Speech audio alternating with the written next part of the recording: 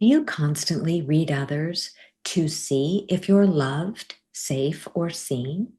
Do you feel anxious and emotionally compromised to the point where you feel unimportant, stuck, or chronically dissatisfied? We often settle for situations and relationships that work against our mental, spiritual, and physical well being because we are afraid. Yet, I believe that within each one of us is a voice, a flame that, once embraced, has the power to foster change. Join me and expert Shauna Brittenham Reiter for a journey into how you can live a free and fulfilling life. Today, we'll focus on this listener's real life question. Please help me figure out what to do. I finally realized that I'm in a relationship with someone who is exactly like my dad, who is super rigid, cold, and emotionless. I want to leave, but I'm worried that he'll make my life hell because we have a kid together and he has way more money than I do. Can you give me some suggestions? And with that question as the focus of today's episode, I'm Dr. Carla Marie Manley, and this is Imperfect Love. Please note, as this episode contains sensitive information, listener discretion is advised. If you need support, please see the special links in the show notes.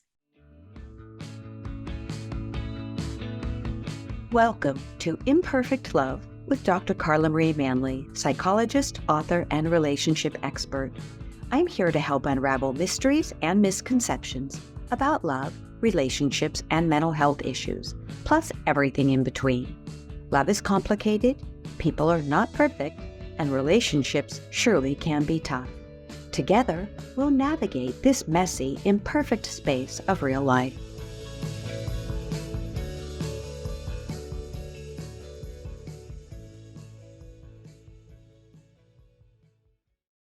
Today, I'm joined by a very special guest, Shauna Brittenham Reiter, who will be sharing her experience on creating a healthy, loving life so that you can live life in the way that feels best for you. Shauna is the founder of Alaya Naturals Wellness Company. She is a singer, songwriter, teacher, and author of the book, You Are the Boss of You. Cultivate the mindset and tools to live life on your terms. Welcome to the podcast, Shauna. How are you? Dr. Carla, I so appreciate you having me. I'm excited to be here and to be in conversation with you and your beautiful audience. And also looking forward to providing some insights in regard to that particular question. The question that was posed about what to do in a situation where there's perceived powerlessness. And I just wanted to start by saying that I think a lot of the devastation that occurs internally and anxiety and depression often stems from a sense of powerlessness and helplessness. And this question of what to do, to me, stood out in a way because it highlights the ways in which we tend to give our power to others. And in this case, there's the perception that money or financial resources have given another person more power, which just isn't true, as we know. But it's very confusing when we're negotiating power dynamics to understand our true power in relation to others. And so the first thing that I'm going to suggest to your listener is to understand that her power has nothing to do with the power of any other person. It's not relative to anyone else. It is what it is intrinsically, inherently, because she is 100% valuable and human. So this power dynamic between her and her partner is a paradigm in a way that she's constructed. The financial resource piece in terms of child sharing is very complicated and very real but there are so many other ways that we can consider ourselves to be powerful. And so I just wanted to, if you didn't mind my stepping in to move us in that direction, I wanted just to start, because I was so moved by that question, by talking about this concept of powerlessness and power and the ways in which we tend to give up our right to feel empowered and our sense of autonomy and ownership over our lives because we're comparing ourselves to others. What a beautiful introduction. And I appreciate how you got straight to the heart of the power dynamic, the powerlessness, and the helplessness. So, with that beautiful piece to launch us into the heart of the podcast, let's bracket that just for a moment, because you are a very powerful woman and you have yet very soft, kind, gentle energy. So before we deeper into this, could you tell our listeners just a little bit about what makes you you? I think what makes me me is my ability to deeply tune into my energy and connect with the unseen in others. And right now, given the situation I'm coming from with having evacuated my home and my children over the past week, I'm realizing that so much of what goes on in our animal bodies is energetic and unseen, invisible, and essence based, really. Our intuition, our perceptions of things are all completely unique, incredibly unique. There's no other you, there's no other me. So, what makes me me is energetically the essence that I was born with and that I've been really cultivating for a lifetime, in the sense that our job, I believe, is to strip away everything that isn't us in life because we're born who we are and this beautiful light embodied energy, and then we tack on helplessness, trauma, fear, dissociation, logistical considerations, bills, and little by little that energetic source disintegrates and is compromised. So the work I've spent a lifetime doing is to actually try to get back to that essence, the fundamental being and core of who I am, which I'm still discovering in many ways. I agree so wholeheartedly. You're making me think. So, first, for our listeners, so you have a little understanding about Shauna's comment about having been evacuated from her home with her children. She is in the midst of the firestorms in Los Angeles County. And so, with that background, Shauna still was willing to come and be with us today. And I'm so deeply appreciative of that. And you're actually in another area of the country where you and your little ones are safe. And I'm so grateful for that.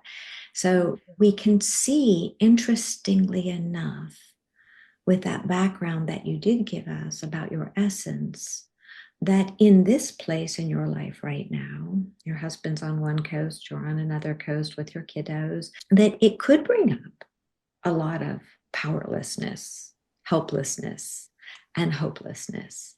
Yet I've sensed that as worrisome, concerning, troublesome, devastating as all those adjectives and so many more with what you're facing, with fires literally in areas all around your home, in your just your backyard, that it could be making you feel powerless, as our listeners question.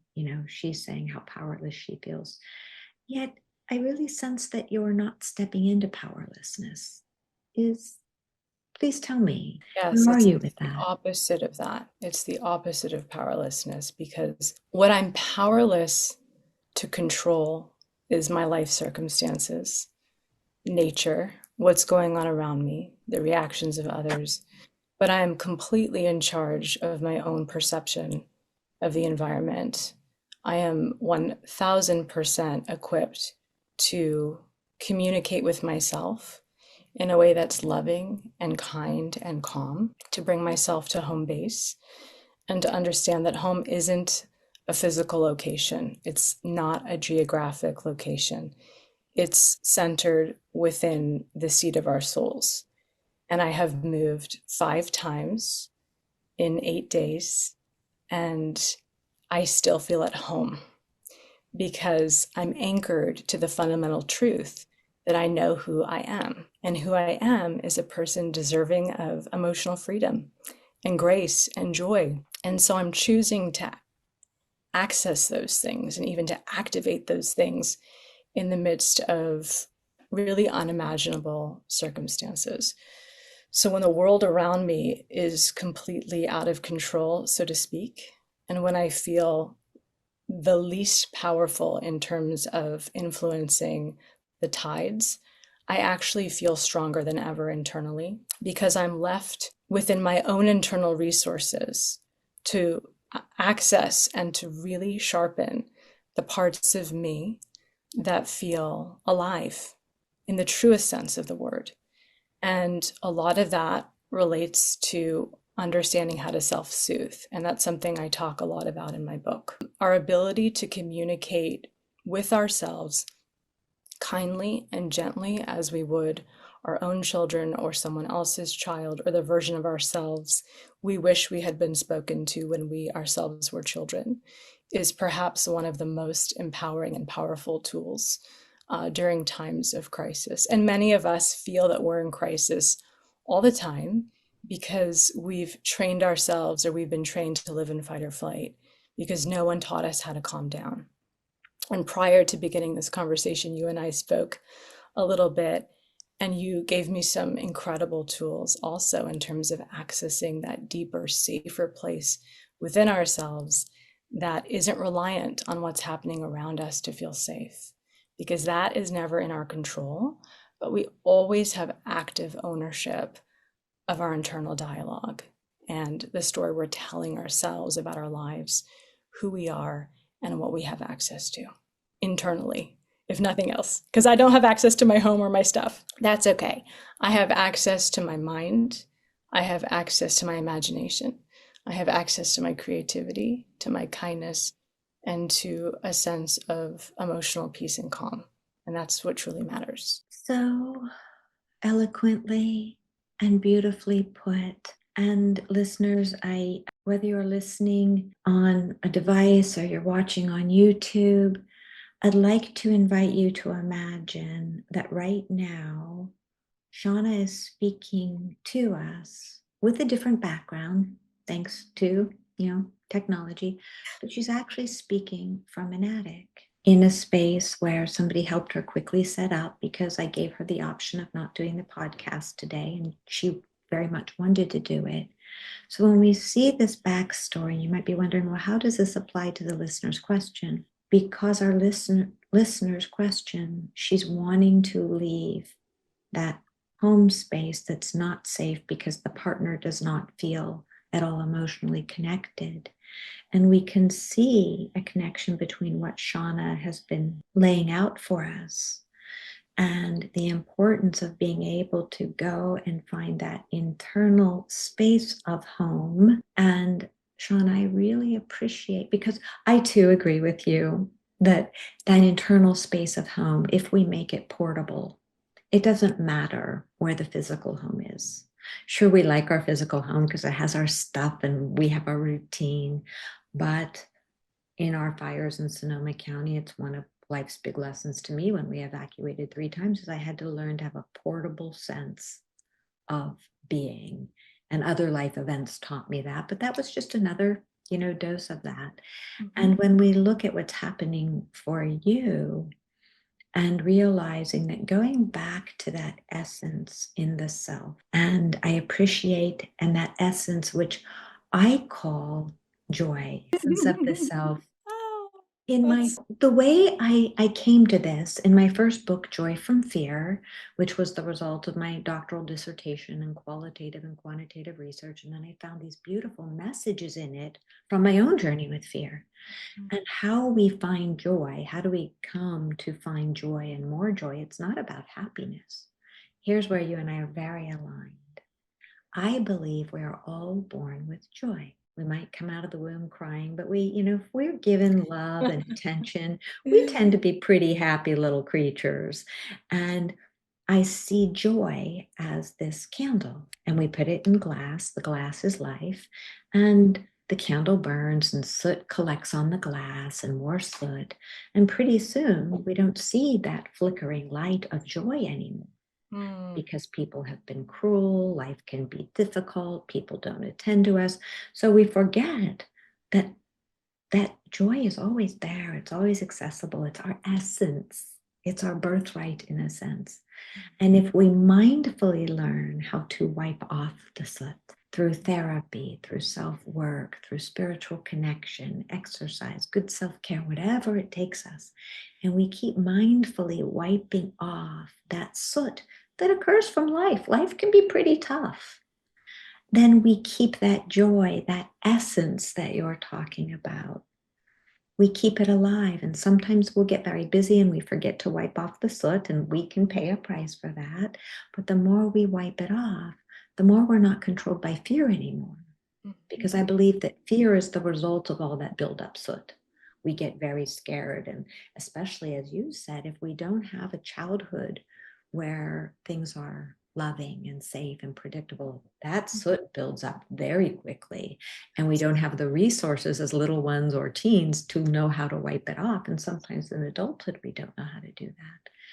So, going back to using that idea of essence or joy and pivoting back to the listener's question, here this individual is, we don't know anything about the mother, having grown up with a cold, unemotional, sounds like a very detached, not attuned father. So, we can surmise that there's an insecure attachment here. We don't know that for sure, but we can surmise. She's unconsciously chosen a partner, which happens to so many people, so many people, who is very she's much not like the alone. dad. And she's feeling like she's trapped and she wants to leave, but she's in fear. What I would you say to help her find her essence? I have three things that I want to say.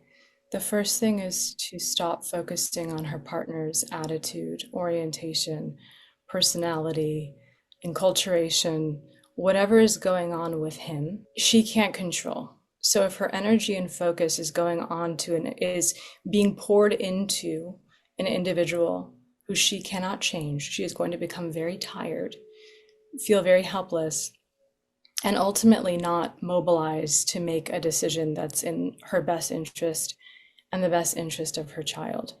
So, the first thing I would do is bring the attention and energy back to herself, to her own joy, to her own manifestation of beauty, and begin to foster the relationship of understanding how to self soothe and communicate with herself, because her communication with her partner may not yield the results she desires. He may never change.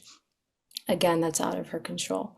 But if she begins to focus on her own essence, her own way of being, her own experience of herself, she can, from that very firm foundation, make wiser decisions. The second thing I want to say is, you mentioned fear. And in your book, you talk about how fear can bring us to our knees in self doubt. And it can also help us, and I'm paraphrasing, but access the greatest heights of who we are. And so this is an opportunity because there is a fear element. She's afraid of jeopardizing access to her son and also her life trials being compounded by staying in a relationship to this person and or leaving. It's like she's in a no-win, but she's not sure what to do. And it sounds like right now she's more afraid of leaving. So what I want to say to this listener is, please don't allow fear to be your guide. It's important to make decisions from a place of trust. And the trust is not and can never be in the outcome of our decisions, because those are unknown. We never know how people are going to react to the choices we make. We never know how the world around us will unfold, but we can make decisions from a place of trusting in our own resilience and in the intuition in this moment in time that's guiding us. 7 minutes from now, an hour, a month, a year from now, she might have information that changes the course of her actions and her life. And that's okay, that's appropriate. Life is dynamic, it's constantly evolving. For now, she needs to make the best decision she can with the information and resources she has access to in this moment. And that requires being very present. So, next piece of I don't want to say advice, because that I don't feel like I'm in a position to give anyone advice in that she's the master of her own life and the boss of her own life. But my next word of wisdom that I would share is for her to deeply trust herself in this moment and stay present in this moment and this moment alone. Because every moment guides us to the next question that leads us to the next answer, moment by moment by moment. So in this moment, she has all the information she needs to make the decision that is required of her now. Again, it may change a month from now. It will. All of the information and understandings will unfold, but she needs to make the best decision she can in the moment. The next thing that I would say is of utmost importance is seeking out community, especially because of the sense of powerlessness in terms of the personality of her partner not being empathetic, compassionate, warm, and the financial imbalance. So if I were the listener, I would be thinking about individuals, community members she trusts emotionally, mentally, and in terms of resources, so that if she's in a position where she feels like she needs support of any kind on any level, she has that plan in place. So to think about even 3 or 4 people who she could call and say, we need a place to stay, or can you be there to pick up the phone if I'm crying late at night after my child is asleep and I need someone, a listening ear, someone to talk to.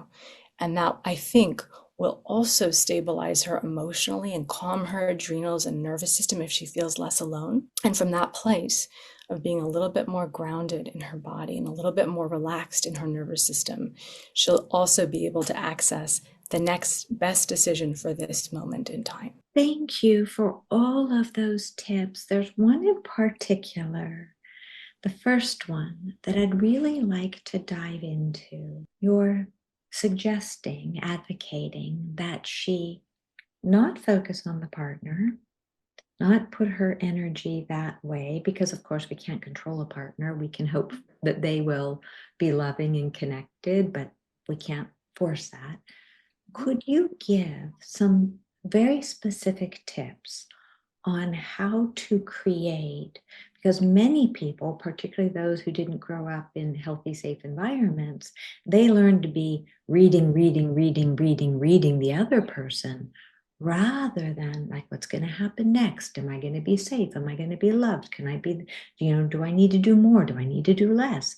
So what would you suggest that this individual can do to take the focus back inward instead of constantly reading the partner? And I do have to say, listeners, if this sounds familiar, that comes from a generally very young place, childhood experiences, where you may have found that your home environment, you were the peacekeeper, or mom was the peacekeeper, or somebody was a peacekeeper, and everybody was walking around on eggshells because there was at least one or more, volatile person in the household, unpredictable, whether it was an alcoholic or something happening.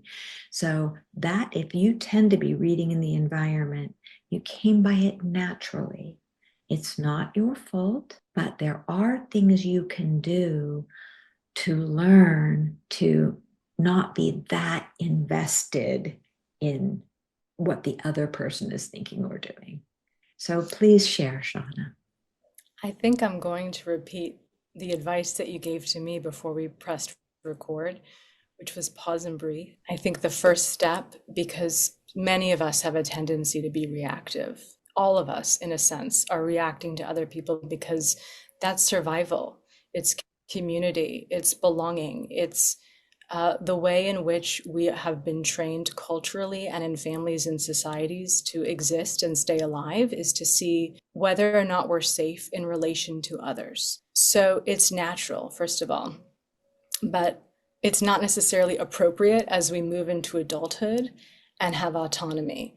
And many of us aren't even conscious about how frequently we're tapping into other people's energy and just responding and reacting to their cues versus initiating and creating from an internal place of truth and authenticity. So I would say step one is pause and breathe.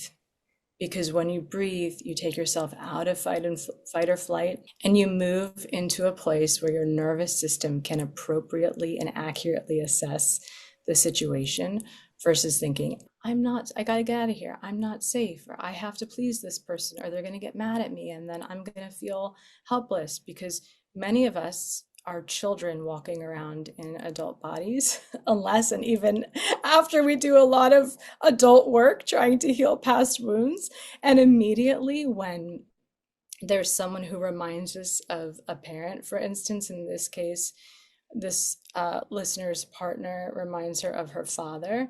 So I wager to guess that a high percentage of moments, she's actually 8 years old, 9 years old, 10 years old when she's responding to her partner. She's not her embodied adult rational self who's able to scan the situation and go, oh, he's overreacting, or wow, like he's being cold again. Like, well, I'm going to go do my own thing. We're not necessarily operating from a place of our highest knowing when we revert to being the children who are still trapped inside of our bodies.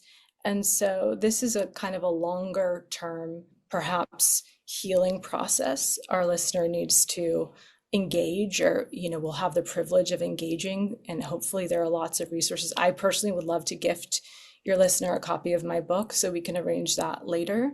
But there are lots of ways to heal, and it becomes easier to not be reactive when we've done the work of separating the people in our current lives with the people from our past. So her partner is actually not her father, but every time she's interacting with her partner or engaging with him, there's a sense of I'm in trouble, right? Or maybe I've done something wrong, or I'm bad, or I am wrong, just in my whole being is wrong, right? And then that creates a sense of shame, fear, self-blame, paralysis maybe at times, or maybe she's fleeing at times. It can create this whole host of reactions that are actually not even based in reality. They're based on her experience with her father being dragged into the present moment. So this is another kind of longer term suggestion, which is to heal the father wound of where she wasn't parented in a way that made her feel safe.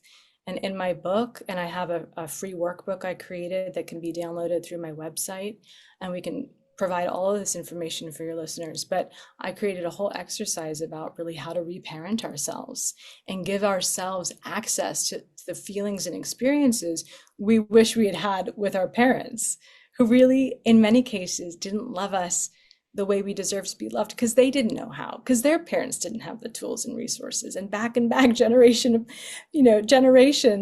of parents who just were flailing and didn't know what they were doing. And so now this, for some reason, in this moment in time, and it's such a blessing, but in this moment in time, it feels like people are ready to take their power back and say, I don't want to be the person who's bearing the scars and wounds of my father and his father and his father before him. I want to be the person who says, this is my life. I'm in control internally of my internal experience, and I'm going to decide to tell a different story about who I am in relation to others. So to stop reacting to her partner, she really needs to bring herself into the present moment and have a very firm sense of identity. Again, something I have a whole chapter about in my book, which is kind of recreating our self-concept based on who we truly are, not who we've been trained to be or who we've evolved to be from a place of fear. And the final thing I'll say about this is that it's very important sometimes for us to have just a single sentence or even a word we can bring ourselves back to. So if we're in fight or flight and we're feeling reactive, even sometimes I say to myself, I'm safe, or I'm at peace, or I have everything I need in this moment in time. And she can create for herself a little tagline, a couple of sentences, a word even, that brings her back to home base. And hopefully that's helpful in terms of taking her out of the state of wondering what's going on around her and if she's safe and what she needs to do next, in order to secure herself and her child. There is so much richness there, Shauna. And so I'll reflect back. There are so many excellent points. I'll reflect back some of the key ones for our listeners to hear again. When we're looking at and using the analogy, the very sad analogy of the fires, and how you and I were talking about how to reset after that type of trauma and exposure, it is very parallel to this, where when we were talking beforehand, one of the tips I offered, which I've been offering to those in the fires, is the ability to deactivate that fight or flight response. And when we, as you said, Shauna, if you take a deep breath in, deep breath out, scan the environment, because whether it's a fire, a perceived fire threat, or a threat from a partner or a family member, if you feel that threat, your system is going to get activated. So the goal is to downregulate the nervous system when you're not in actual threat. We're not talking about a fire coming to your front door or a partner coming at you, to harm you. We're talking about these situations where there is something from the past creating the threat in the future. So, for example, we were talking about post-fire. For me, we had firestorms in Northern California. The smell of smoke in the air, a campfire, a really big gust of wind can trigger me. What do? Take a deep breath in, deep breath out. You scan the environment. You ask yourself, am I safe? Am I secure? Okay, now I can really move into my body, move into my nervous system. I don't need to fight. I don't need to flee. I'm okay. And so it is that same principle with this individual in her life. She's giving up her power because she's seeing him as the threat. And yeah, he may be crotchety, he may be cold, but he's not a threat. So you deep breath in, deep breath out, scan the environment, everything's okay. I don't need to react. So, listener, then what you would do is, as you said, Shauna, engage in self-care. Go for a walk, go do an art project, go take a rest, go sit out, in the backyard, whatever it is, take your kiddo with you and go to a play area, something so that the focus isn't constantly on the threat or the individual who's not giving to you. And when we do this, the nervous system learns that you can soothe it. And from that place, you become more regulated. You can co-regulate even with your kiddo and do things to take care of yourself so that you are rewiring your nervous system. And I love how you brought up the point about childhood, being a child, who was maybe traumatized, wounded, whatever happened, and that many adults are running around with this kiddo inside. And that's not meant to shame or blame anyone. It's meant to create an image so that we can see sometimes that wounded inner kiddo is the one who's responding and reacting and getting triggered and re-triggered.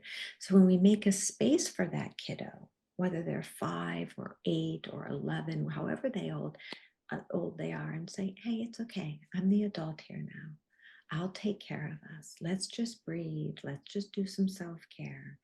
And so I love these steps where, as you're saying, if we keep doing them again and again, we take the focus off the other, off that perceived enemy or threat or person who just never cared, the cold, indifferent, whomever, and bring it back. And by doing that, this is what I love for our listener. It creates the possibility, doesn't have to be the goal, but it creates the possibility that if our listener, for example, has an attachment style that's very preoccupied or anxious, and her partner has an attachment style that is very Aloof. dismissive, very aloof, that, and in this case, maybe just very avoidant. What sometimes happens in cases like that, as the other individual slows down and pulls inward in a healthy way, not in a passive aggressive or a shutdown way, but in a very healthy way, the other person sometimes comes round to start reaching toward, because they are used to being chased. Right. And when And we stop receiving a the, reaction. yeah. So what do you think about that, Shauna? I've actually been thinking about that for the Mm. past few, and I think it's an unknown. And so I think that our listener needs to be prepared for either possibility. Mhm. I know that in my own relationship with my husband, the way that change is created in our dynamic is that one of us steps up and is the better person, and the other one follows suit. And we lead not by words, but by our being genuinely loving and acting from a place of true compassion and care.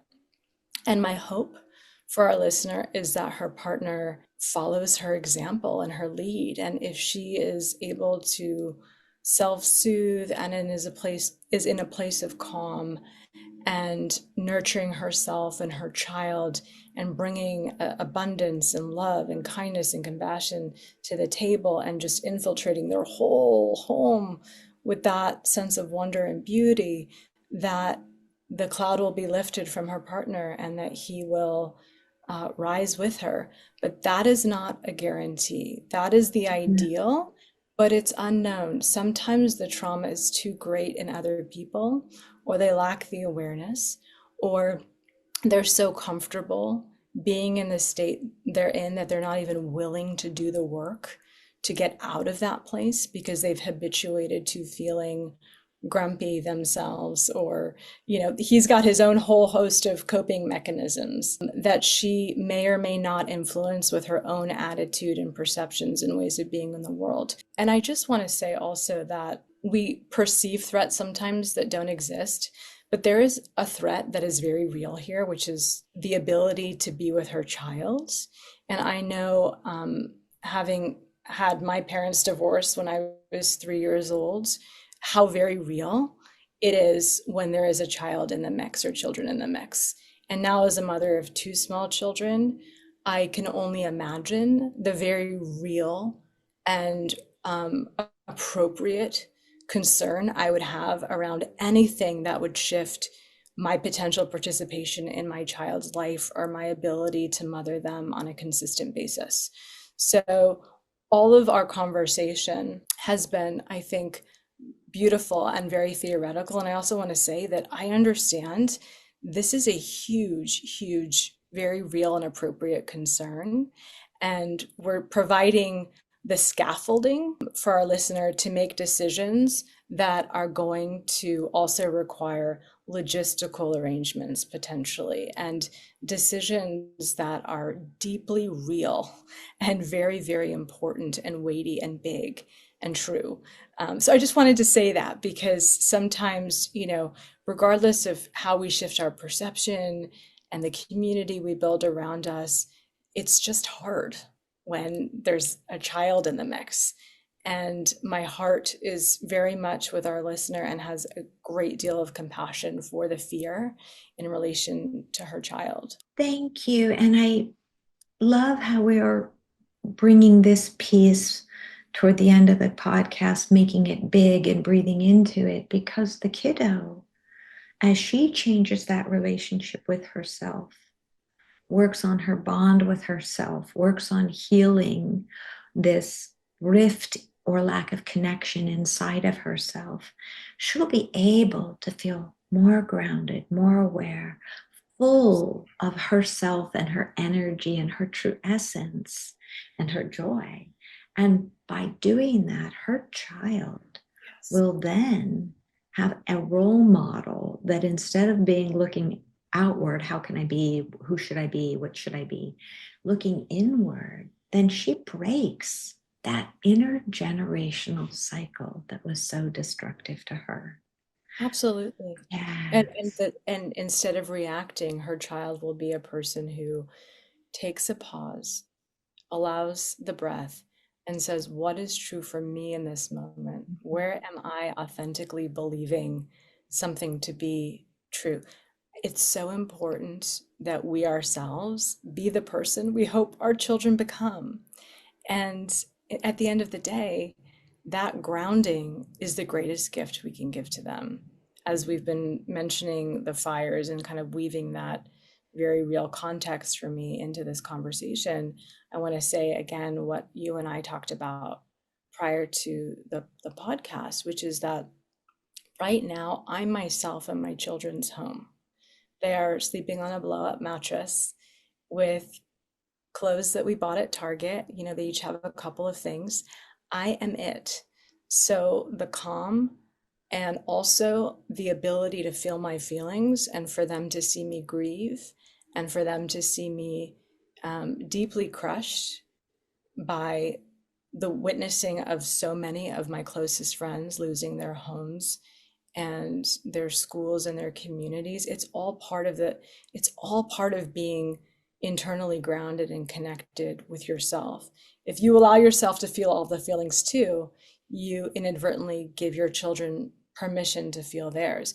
And so as we're talking about our listener being self-aware and breaking these cycles, I also want to say that maybe one of the biggest, most important pieces of accessing our own emotional freedom and breaking intergenerational trauma is the ability to feel all of our feelings, to And access and to abs- let it be hard and to cry when necessary and to let our children's let our children see us be human and see us process grief and confusion and questions and turmoil and come out the other side.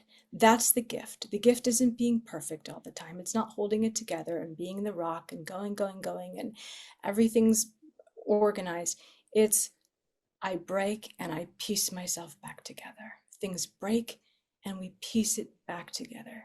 And it's that cycle that children watch that I feel in this moment. Actually, I'm having a revelation. I think that is the truest sense of healing, is giving them permission to move through all the cycles and to know that they have the resilience and the internal dialogue and the ability to choose perceptions, all of which will create ultimately that joy that is our essence, that is at the core of who we are, regardless of the circumstances, regardless of the emotions. Absolutely. And as I often say, our emotions are messengers when we slow down. And for any listener who's thinking, I can't break down, I can't cry in front of my child, I can't be angry in front of my child, I should be this perfect father, mother, caregiver, whomever. We're not saying to throw things and do things that are scary for children. We are saying there is a way to show grief, to show tears, to show anger by saying, I am angry, I want to go for a walk. I am sad, I'm going to take a time out on the couch. Or I'm feeling, grief stricken, I'm going to go journal or draw, where we can show emotions, all of these beautiful, important emotions, and the thousands of feelings that come from them. We can show that they can be processed and with grace, with authenticity, without being cruel, cold, Mhm. inhuman, any of these things. We can feel our feelings and be very, very human. And you're right, it's never about being perfect. Perfect's not an option. It's We not even a real thing. It's I not a mean, there's real no thing. perfect. I mean, that's not, it's this kind of construct that we've created that isn't even a real thing. But what is real is naming it and processing it. And as we name it for our children, oh, you feel sad right now. It Mhm. looks like you're having a hard time. Are you frustrated? You know, if we talk to ourselves that way, because again, like so many of us, when we are in a place of fear and fear is driving the ship, we need to slow it down and talk to ourselves the way we would to a child. And so, naming that grief, that pain, that confusion in very simple ways for ourselves and for others. I'm feeling scared. It just kind of takes some of the air out of the balloon. It does, and it makes us feel and know that it's okay to feel these feelings. And I'm thinking for the listener, I can only imagine there must be times where they are feeling sad and alone and so wanting connection because we all want to be loved, safe, and seen. And I imagine they feel very unseen and isolated and and those are normal, natural feelings. And we don't know what their future will hold, but we do know that you have given us so many tools, Shauna, to help them on their way. And could you tell us, I mentioned your book and it's such a wonderful book. So could you mention where listeners can find you? Yes, the book You Are the Boss of You is available now on Amazon. And I really hope it is a resource that empowers, uplifts, and provides a sense of possibility and hope for the future. The last chapter of my book is about building one's life and future and manifesting our dreams. And I provide the scaffolding beforehand so that when you get to that chapter, you've already learned and hopefully internalized these incredible tools. And there's a workbook that's available at my personal site. And that is also an incredible resource in terms of sort of translating all of the theory into action. And I'm sure we can include that list in your show notes, the website in your show notes so It that your will be readers there. These will know, links will be there, and listeners. it will provide so much more in-depth information and so many more actionable and practical tools so that everything that we're sort of talking about in the book is real. It becomes real. It becomes like part of your everyday life. These exercises are really applicable to one's moment to moment existence. So I really hope that this conversation has benefited our listener and your greater audience. I feel so privileged to have had this conversation with you. It means a lot that you allowed me to show up in this imperfect space and moment in time where I literally borrowed my mother-in-law's mascara and I'm wearing her shirt and I'm just here in an attic hoping to provide some meaning and hope and peace for others. And And I you hope have, Shauna, and the setting and the story. It's just magical to me how that's how my podcasts tend to be. It's open to imperfection because that's what's real. That's us. That's life. And somehow what you've brought today is just magically intertwined with exactly what I think so many people out there, including the individual who wrote in, can find solace and comfort and uplift in. So thank you, Shauna, for being with us today. The links will be in the show notes. And listeners, Shauna Brittenham Reiter, and I'll give you the spelling Shauna Brittenham, Brittenham, Reiter, Reiter. And you can find her at helloshauna.com. That's HELLO. Shauna is SHAUNA.com. So look for the links in the show notes. And thank you again, Shauna. It has been a joy and a privilege. you're a pleasure. I really appreciate you. Thank you so much. You are welcome.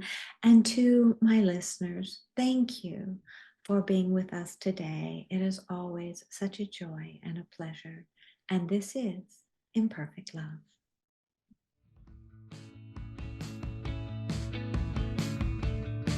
Thanks so much for sharing your time with me today. Remember, you have the power to transform your life and love fearlessly, if imperfectly, and it's my privilege to help you along the way. You can find more life-changing content, including my books and other podcast episodes, at drcarlamanley.com. Feel free to submit your own confidential questions through my website. I'll do my very best to include your issue on a future episode. If you found this podcast helpful, please subscribe and leave a review. Until we connect again, this is Dr. Carla Marie Manley wishing you oceans of blessings and love. Please note, this podcast is psychoeducational in nature and is not intended to replace formal mental health support. Please contact your healthcare provider or emergency hotline if you need psychiatric care. And as always, please take good care of your amazing, wonderful self.